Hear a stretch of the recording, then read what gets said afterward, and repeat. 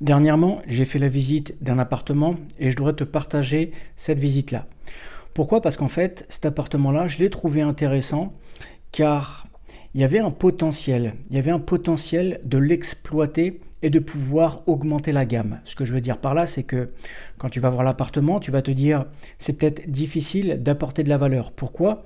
Parce qu'il n'est pas si en mauvais état que ça. Il est dans un état plus ou moins correct. Tu as des personnes qui pourraient vivre dedans dans cet état-là. Mais l'idée, des fois, c'est pas de se positionner sur des biens qui sont ultra pourris ou vraiment des plateaux à rénover complètement. Ça peut être faisable de se positionner sur des appartements qui sont, on va dire, dans un état plus ou moins correct et apporter quand même une certaine valeur. Et en plus, ce type d'appartement-là, si tu arrives à les avoir avec un prix qui est intéressant, tu n'as pas besoin des fois d'investir, je ne sais pas, je vais te dire un chiffre au hasard, 30 000, 40 000, 50 000 euros pour faire de la rénovation et pouvoir le revendre beaucoup plus cher. Là, ce qu'on va visiter, c'est un appartement. Il fait de mémoire 48 mètres carrés. Tu vas voir, il y a une chambre, une petite cuisine, une petite salle de bain et un grand salon. Et l'idée là-dedans, qu'est-ce que c'est? L'idée en fait, dans ce type d'appartement-là, ce qu'on pourrait faire, c'est déjà rénover une salle de bain, rénover la cuisine, peut-être faire quelque chose aussi au niveau du salon, mais on peut quand même apporter de la valeur ajoutée. On peut réaliser une marge qui pourrait être très intéressante. Alors quand je dis une marge très intéressante, qu'est-ce que c'est? C'est on va dire minimum aux alentours des 40-50 000 euros. Cet appartement-là, il est en vente 320 000 euros. Et l'idée, si par exemple je devais me positionner sur ce bien-là, moi personnellement, je ferais une offre aux alentours des 278, 279, 280 000 euros. Je te dis pas qu'elle passerait cette offre-là. Je te dis que ce serait l'offre que personnellement je ferais. Et en apportant vraiment un petit peu de valeur ajoutée, je sais que je pourrais le revendre beaucoup plus cher. C'est un appartement qui est situé aux portes de Paris, donc vraiment dans une ville qui est juste à côté de Paris, ça touche Paris et c'est quand même une ville qui est assez recherchée où le prix du mètre carré est quand même assez élevé. Donc cet appartement-là, on va le visiter ensemble et je vais te montrer un petit peu à quoi il ressemble. Alors j'ai pas pu faire une vidéo qui est très très longue, tu vas voir c'est assez court, mais ça peut te permettre de voir à quoi ressemble l'appartement. Allez c'est parti, on fait la visite.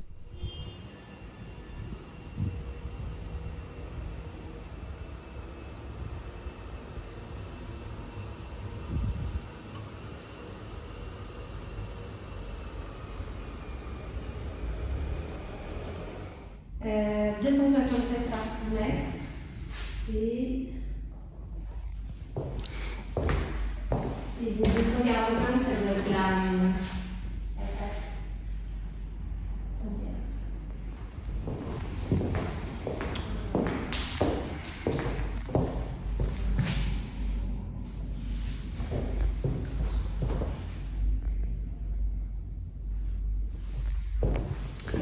Vous m'avez dit la taxe foncière à combien?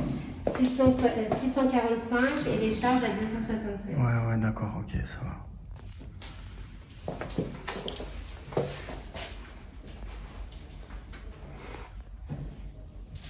Bon, après, ce qui est agréable avec cette pièce, c'est que c'est quand même un premier étage qui a pas mal de lumière. On l'a pas de cette partie-là, de ce côté-ci. Mais ici, on a quand même Non, dans l'ensemble, ça va. Il y a une belle pièce. Ouais. Il y a moyen de faire quelque chose d'agréable. Ouais. Je vous avouerai, ce qui pêche un peu, et je pense que vous le savez déjà, hein, oui.